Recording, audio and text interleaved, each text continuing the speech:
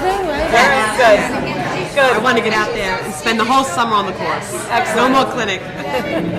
You know, once we're out there, though, here's my question. I don't know what club to use.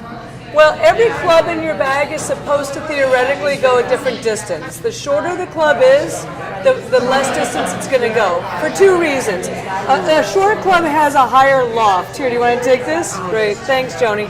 So the shorter the club is, the higher the loft or the launch angle. Also, the shorter the club is, the less centrifugal force you get. Meaning, if the club head's right here, I'm going to get less distance than if I have a driver in my hand. I'm going to generate more centrifugal force because the club head is further away from me. All right, that makes a lot of sense. Good, good. So theoretically, though, all right, in your case, because you're a beginner, and for most women, all the clubs go the same distance, unfortunately.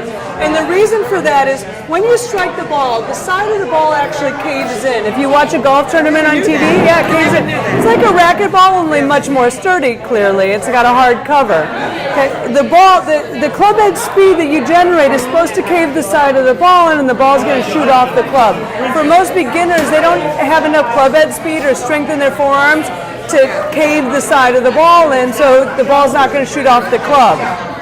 That's why I always tell women when teeing off, never use a driver. A driver has 10 degrees of loft, usually for the average driver.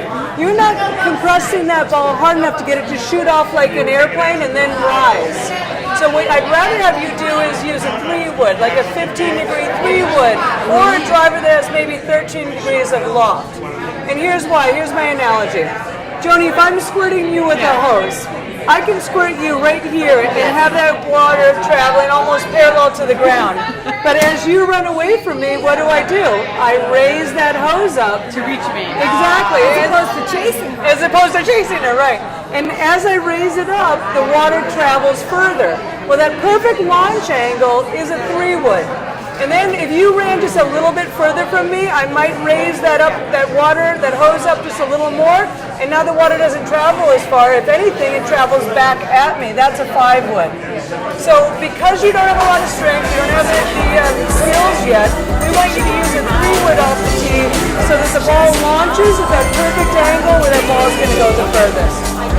And then, obviously, we need to build more arm strength. Men have an easier time compressing the ball because they're so much stronger, so on and so forth. We can get into that another time. But for right now, unfortunately for you, probably all your clubs are going to go the same distance. Thank you. That's really clear. Good.